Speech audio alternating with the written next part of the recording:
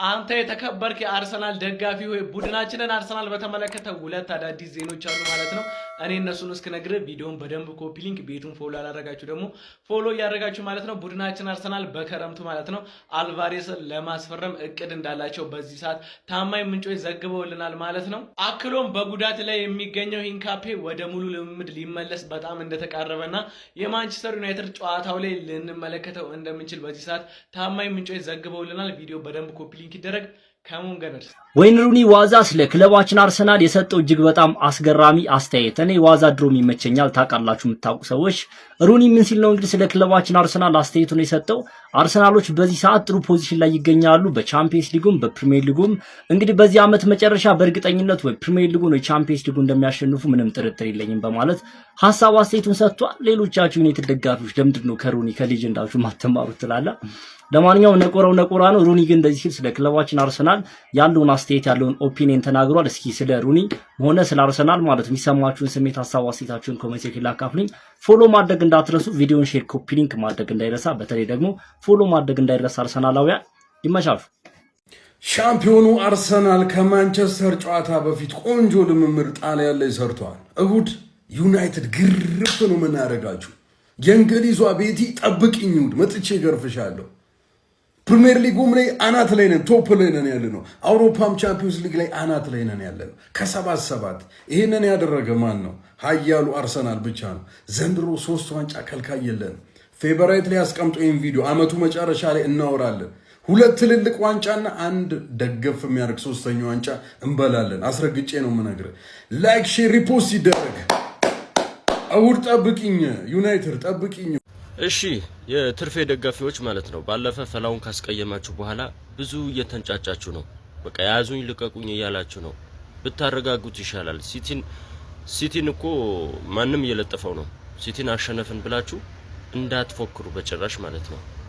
የኖርዌይ ክለብ ራሱ 3-1 አሸንፎታል። እና ምን ልላችሁ ፈልጌ ነው ከኛ ጋር በመታደርጉት ጨዋታ ተስፋ እንዳታረጉ በፍጹም ማለት ነው። ወይ እንደዚህ ነው ወይም እንደዚህ ነው በቃ ይሄ ይታያል። አርቴታ ከመጣ በኋላ እኛን ማሸነፍ አልቻላችሁም በፍጹም ማለት ነው። ሜዳህም ላይ በሜዳዬም እየቀጠቀጥኩ ነው። ስለዚህ ተስፋ አለኝ ብለህ ወደኛ ሜዳ በጭራሽ እንዳትመጣ ነው ማለት። እኛ እንደ ሌሎች ክለቦች አይደለንም። ደርሶ መልስ ነው የምንሰጥልህ አንተ ማለት ነው። ፕላስ ደግሞ ይሄ ቡርኖ ምናምን የምትለው ነገር ያበቃለታል። እዛ ቀን እንቀብርሃለን እዛ ውስጥ ማለት ነው። ስለዚህ እስከ ጨዋታው ድረስ ምንም ነገር እንዳታወሩ። ሲቲን ማሸነፍ በጣም ቀላል ነገር ነው። የሞተን ሲቲን አሸንፋችሁ እኛ እኮ እንደዚህ ነን፣ እኛ አቋማችን እንደዚህ በቃ ተው። ወንድ ከሆንክ እስቲ እኔን አሸንፈ አቋም እንዳለ ታሳያለህ ማለት ነው። እሁድ እንገናኝ። ለማንኛውም ይህንን ቪዲዮ ኤዲት የሰራው ሰው ግን የምር ነፍስ አይማር።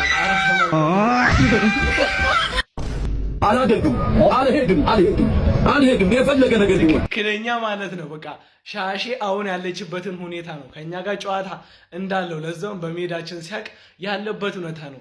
ኤዲት የሰራው ሰውዬ ግን ይመች። በደንብ ኮፒ ሊንክ ይደረግ። ይመቻችሁ። አርሰናል አይጨነቅም ሲጫወት ፍቅር ተጠቦ ተጨንቆ ተወሮ እንደምንም አይደለም የሚያሸንፈው። ከአርሰናል ጋር የሚጫወቱት ተጋጣሚዎች ፈዘው ነው የምታያቸው። አርሰናል ብዙ ሲደናበር አታይም። ሲወጣ ሲገባ ሲሰቃይ አትመለከትም። ቅያሪዎቹ ያማሩ ናቸው። ሮቴሽኑ በጣም የሰመረ ነው። አልቲሜት የማሸነፍ ዓላማውን የሰነቀ ነው። ተጋጣሚዎቹን በራሳቸው ሜዳ ላይ በአግባቡ ይከላከላል። በፍጹም ጎል አይቆጠርበትም። አይደለም ጎል መቆጠር ኦን ታርጌት አይሞከርበትም።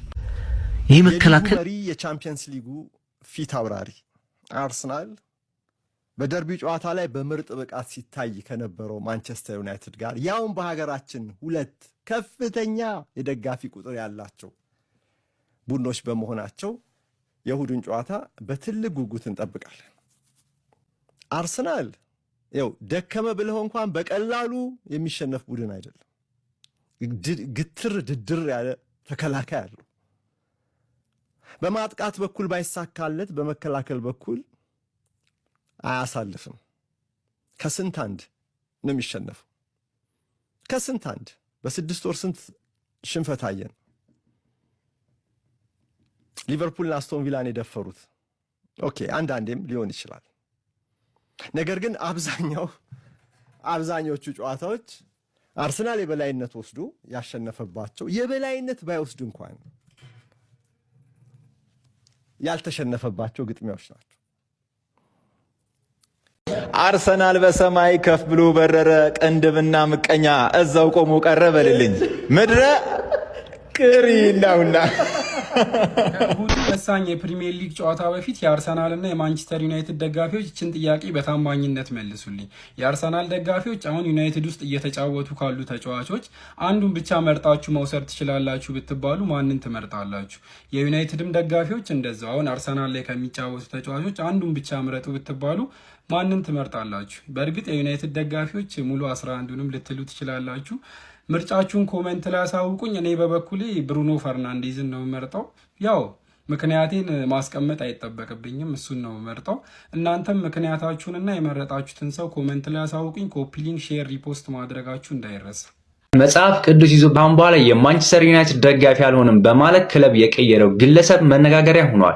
ይህ ግለሰብ በኬንያ ውስጥ የሚገኝ ሲሆን ክምባ ዴቪድ ይባላል። አምና የተቃጠልኩት ይበቃኛል፣ መጽሐፍ ቅዱስ ይዞ ካሁን በኋላ የማንቸስተር ዩናይትድ ደጋፊ አልሆንም በማለት ወደ አርሰናል ክለብ ደጋፊነት ራሱን ቀይሯል። በሰዎችም ፊት አዲስ የአርሰናል ማሊያ ለብሶ የቀድሞውን ክለብ ማንቸስተር ዩናይትዶችንም ወቅሷል።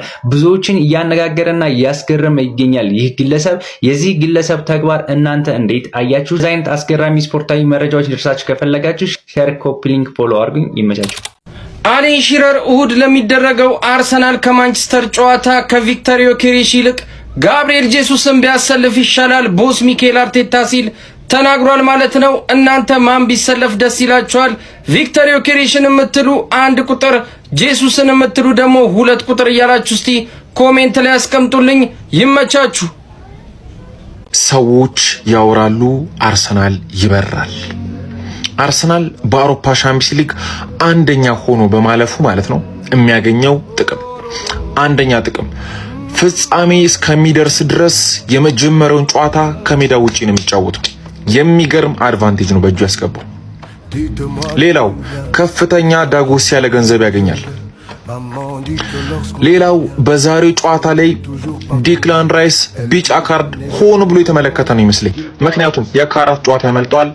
ካራትን እንደ ካሮት ነው የሚጠጣው ይመልስ ያርሰናል ያለ ዲክላን ራይስ ማለት ግን 16 ውስጥ ቢገባ ኖርና ቢጫ ካርድ ቢመለከት ኖሮ ቀጣይ ጨዋታ ያልፎ ነበር። አሁን ላይ ግን ዛሬ ቢጫ መመልከቱ ሆን ብሎ የተጠነሰሰ ሴራ ነው ይመስለኝ። ቪክቶር ዮኬሬሽ ግብ አስቆጥሯል። ጋብሪኤል ጄሱስ ግብ አስቆጥሯል። የአርሰናል ፕላን ኤ እና ፕላን ቢ አጥቂዎች ናቸው ግብ ያስቆጠሩት። ዛሬ የአርሰናል ተጫዋች የትኛውም ተጫዋች ጉልበት ያወጣ ተጫዋች የለም። ጋብሪኤል ማጋሊስ፣ ዲክላን ራይስ፣ ቪክቶር ዮኬሬሽ ቤንች ሆነው የጀመሩት የቲሙ ስፓይናል ኮርድ። የሚገርም ሪቬንጅ፣ የሚገርም በቀል በሃፍ ቤንች በሃፍ ቋሚ ክርስቲያን ሙስኬራ ገብተው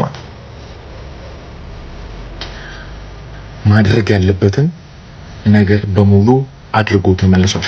ማንን ያላስቀይመው ዘንድሮ አርሰናል ከስፔን አትሌቲኮ ማድሪድን፣ ከጣሊያን ኢንተር ሚላንን፣ ከጀርመን ባየር ሙኒክ አስከፍቷል። አርሰናል 2025 2026 ደገነርስ ሲዝን ነው፣ የመድፈኞቹ ዓመት ነው። ልጄ ገብረ ኢየሱስ ተመልሷል።